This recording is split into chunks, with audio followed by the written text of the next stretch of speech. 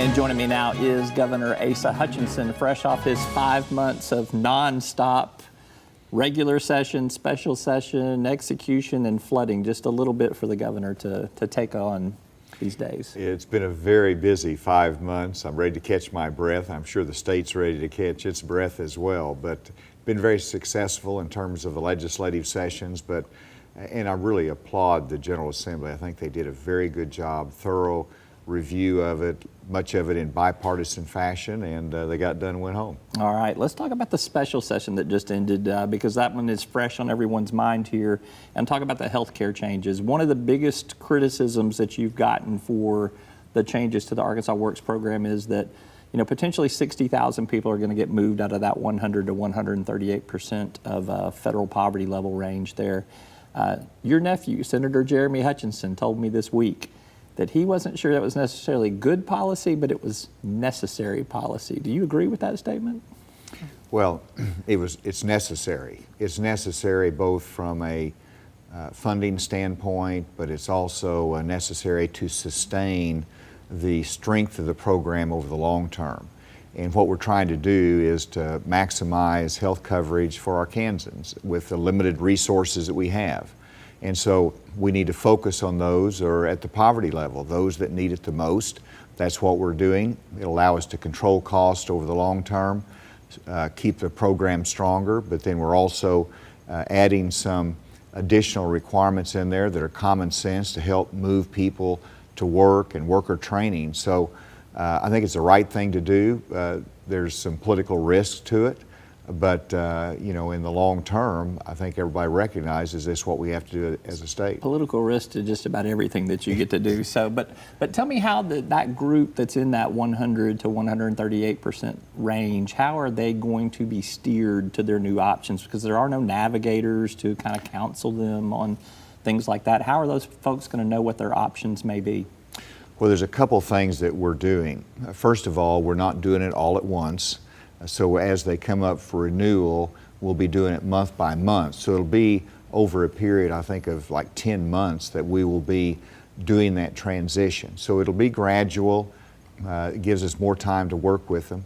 Secondly, we are working with the insurance companies, the providers, to make sure that they do everything they can to notify them, educate them, try to transition them over into the marketplace.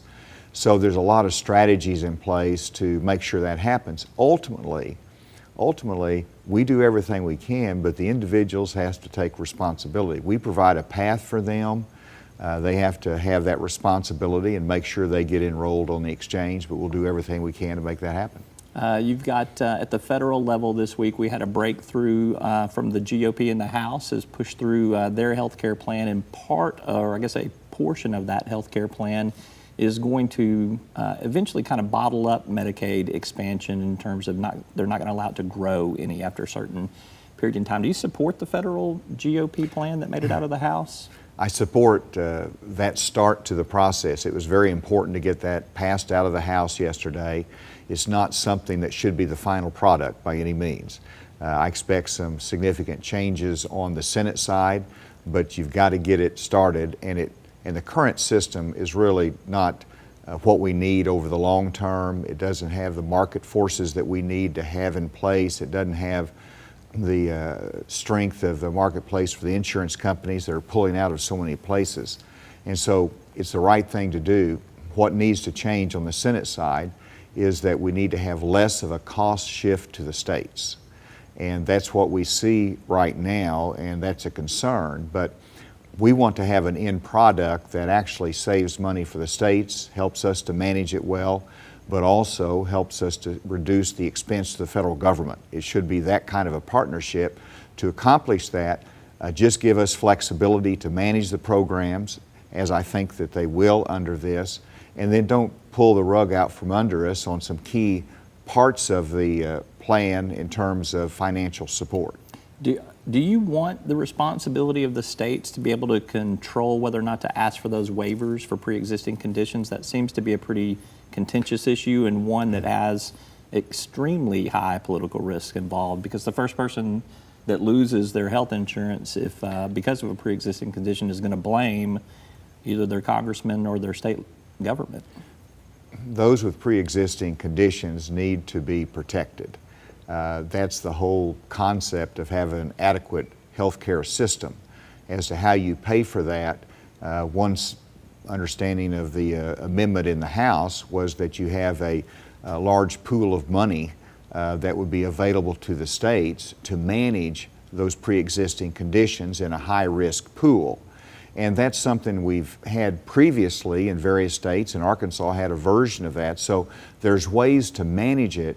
The key is that you give us the flexibility, but also give us the funding support and share the risk with us. I'm not sure. I mean, California is one that has had one of those high-risk pools that did not go very well, apparently. I mean, there's not a whole lot of models out there of high-risk pools that work well. Is that not a concern? Well, everything is a concern, and you have to get it right. Healthcare is complicated. It's full of risk, but you cannot stick with the current plan, and so there's ways to get that done. And in talking to Scott Walker and some of the other states, there's a comfort level that if you give us that flexibility, we can manage it. And for example, right now my worry is that we're going to be moving 60,000 over to the exchange. If the current plan out of the House is adopted, then the coverage for those 60,000 that goes on to the exchange is not as high as it should be, because they've spread that subsidy out over to the higher income levels as well. We need to focus that federal support in that range over 100% of the federal poverty level on the exchange, on the groups that need it the most, and that's the lower income, those are trying to move up the economic ladder. If at the end of the day, the House, the Senate version, whatever comes out of federal health care reform, it comes down, we haven't even seen a CBO score in terms of potential impact. If premiums do not go down and the uninsured go up, that's going to be considered a failure, is it not? If premiums do not go down? Yeah. And if the number of uninsured goes back up? I don't think you can set those measuring sticks. For example, whenever you look at the premiums in Arkansas, our premiums have been a much more modest rate of increase than other states. Why has that happened? It's because we've had this unique model that those that have been in the Medicaid expansion pool have been in the private insurance market that gives a larger pool of people, in which keeps, I think, the rates at a lower level. It also expands the risk to a larger pool, and it keeps more insurers into the state. So we haven't seen the problems in Arkansas that you've seen in other states. What will happen with the insurance rates? I hope that we can keep those down. We're working very hard on that. In terms of the number of uninsured, that's something we're going to watch carefully, but it's also, we're shifting from a government responsibility to some individual responsibility. And as long as you give people the option as to whether to have health insurance or not, some people are going to choose not to. And so unless you have that mandate that everybody has to have it, then you're going to have some people who will not do it, will put it off, and they'll wait till they have an injury to be covered. Hard to control risk, though, when you don't have everybody in that pool to spread that risk. If you don't have the mandate, there's some unknown qualities there, but the individual mandate didn't work, and it's not the right direction. All right, we're going to take a quick commercial break and shift gears on some other subjects. You'll stick around. All right. All right, you stick around too. We're back with more right after this.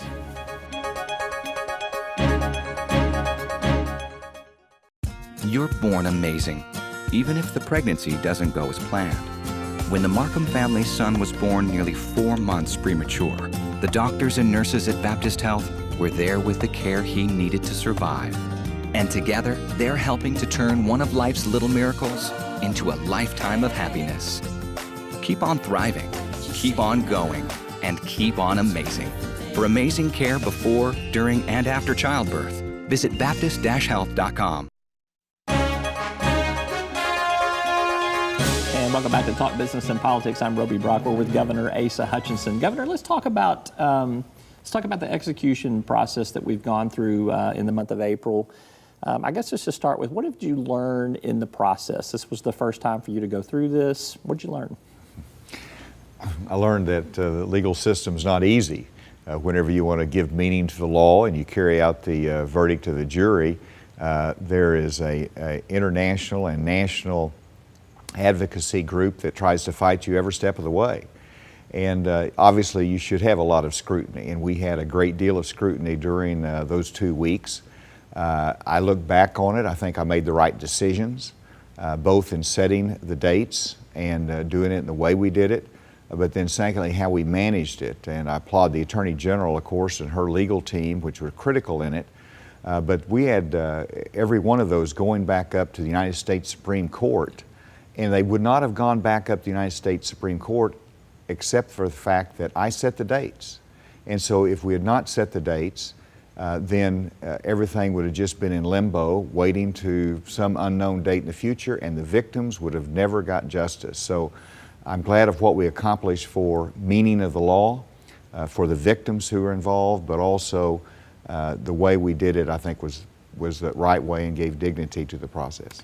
This is how the process works, is there are phone conversations going back and forth between the Department of Corrections, a governor's liaison, the governor's mansion or office, wherever you're located that night.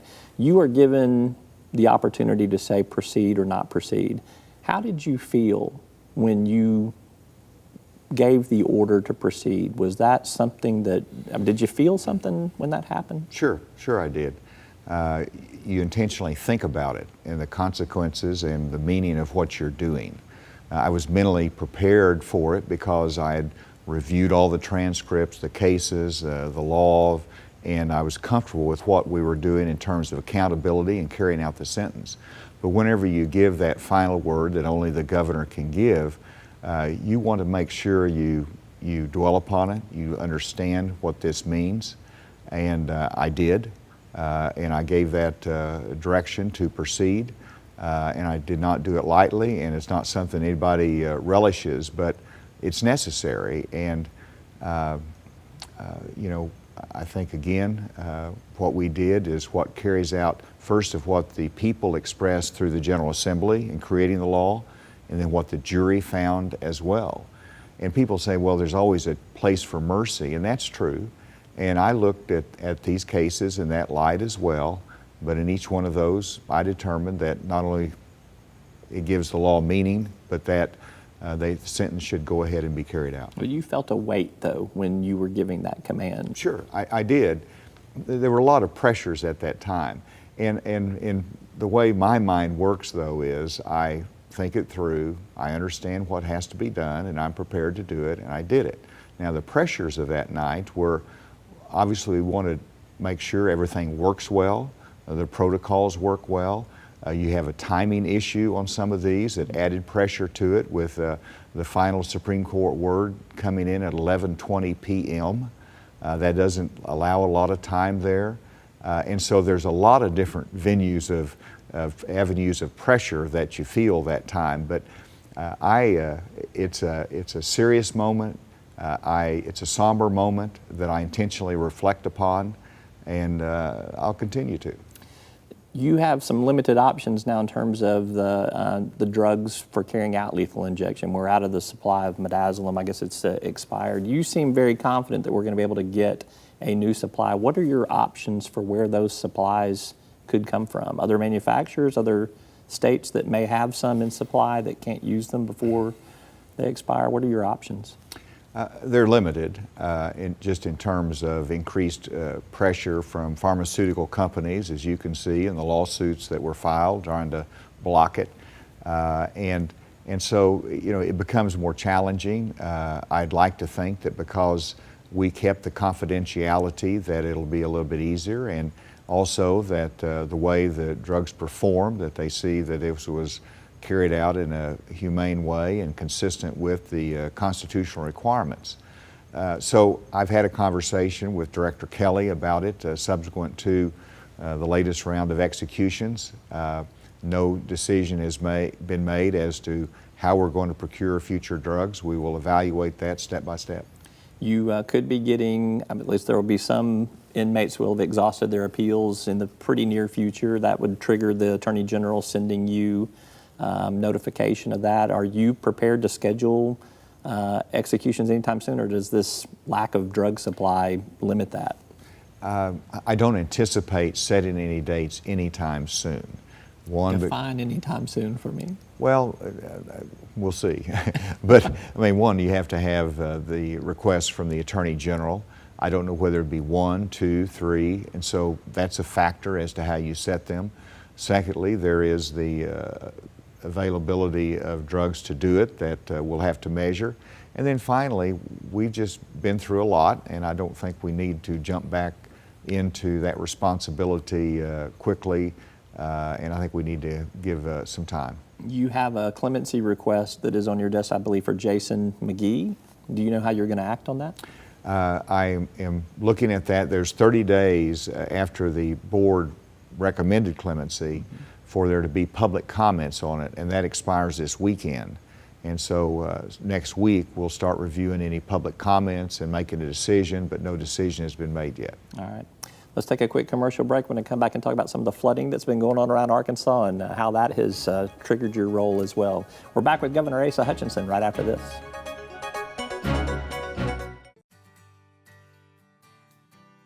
Arkansas Electric Cooperative Corporation provides electric energy across 2/3 of Arkansas. This is an exciting time in our energy history, with incredible progress being made in renewable energy and storage technologies. As our energy portfolio continues to diversify, we'll maintain an all-the-above strategy to provide reliable and affordable electricity. Ever since the first light bulbs were placed in our members' homes, the electric cooperatives have been the solutions provider for our members, and we want to continue that well into the future. Welcome back to Talk Business and Politics. I'm Roby Brock with Governor Asa Hutchinson. Governor, let's talk about something that's been consuming your time this past week, as well as this weekend, I believe, and that is the flooding in northeast Arkansas. Just devastating. Some are saying it's worse than the flooding that we've seen in 2011, which hit the agriculture community in Arkansas in an extremely hard way. Have you thought about doing something extraordinary at the state level versus just leaning on the federal government for as much support as you can have in terms of how to hold on to that part of our economy, which is a huge part of the Arkansas economy? Well, it is. This is going to impact our agricultural community significantly. As I flew over the Pocahontas, but also Lawrence County, you see the damage to small businesses there in the areas that were evacuated, so there's going to be a huge cost to small business. But then also the next day the levees breached in about 9 places, 2 of them what they considered major breaches that flooded farmland. And I've talked to, got information from the University of Arkansas Extension Program, but also our Secretary of Agriculture, and it could be up to $300 million in loss in terms of our crop loss. It's going to take a little time to measure that, but it's a serious hit to our agricultural economy. Now, as to what we should do about this, I think one thing that we have to look at as a state is this happened in 2011, and then last year we had crop loss as well. Where are we in our levee system? Is there something we can do better in managing that levee system? And so that's the serious look that we have to bring our partners from the Corps of Engineers to our county officials, the state together, and local property owners, and try to have a better game plan on managing the water flow, because we're going to have these rains again, and it's going to go somewhere, and human embankments make a difference as to where that goes. In terms of the crop loss, I'm certainly confident that we're going to get a federal declaration, and that will provide some relief, but it doesn't help them in terms of really all their loss. Yeah, it's we're a getting help. back on their feet. So. Yeah, and so it's a really a tough time, but the state can't absorb that kind of financial responsibility. And I'm just throwing out an idea here as we're talking. I mean, but perhaps convening some sort of state summit to get all those stakeholders in the room together and brainstorm on some of these things that you're talking about. Is that a possibility? It is a possibility. I probably wouldn't call it a summit, but I would, without any doubt, we need to do that. I've already talked to Congressman Crawford. He wants to be engaged in it. Much of this impacts his district. And so we'll have conversations with Crawford's team, with the Corps of Engineers, with the state, local property owners, but that's down the road because we're still in the response mode out there. But that's something that we certainly have to look at. We did look at it with some limited legislation after last year's flooding because of the we needed to reconstitute many of the levee boards. And so we did take some action legislatively last year, but now I think we have to look at it from a little different angle and follow up. You're about to embark on a tech jobs tour. I think the state's launching a new website. I will give you a chance, since I've beat you up on floods and executions and healthcare. Let's hear what you got going on tech jobs here. It's all the good news, and I can't tell you how wonderful it is to shift from the responsibilities of the last 5 months back to economic development. Hope to have some good jobs announcements coming up. But also I'll be going on my 4th coding tour through Arkansas high schools and trying to increase the demand for coding education, and the students are responding remarkably. We've got great partners. We've got a new video that we're going to be presenting. We have a new website that's going to have Arkansas companies featured that needs techies that will come in, coders, software developers, to show our young people that those jobs are here. They're not just in Silicon Valley. And we're really excited about the opportunity with our tech companies coming in. We're going to have our accelerator program with the financial sector again this year. Hopefully be bringing a lot of talent and new jobs here. All right, 30 seconds here. You going to take a vacation anytime soon? Go play golf with Donald Trump or something? Or Well, I'm gonna play golf. Probably not with Donald Trump. Got some good venues here in Arkansas I'm going to go to, but no, I'll probably wait actually till September. My wife and I need a vacation, but the summer months are busy, and I've got some economic development trips coming up.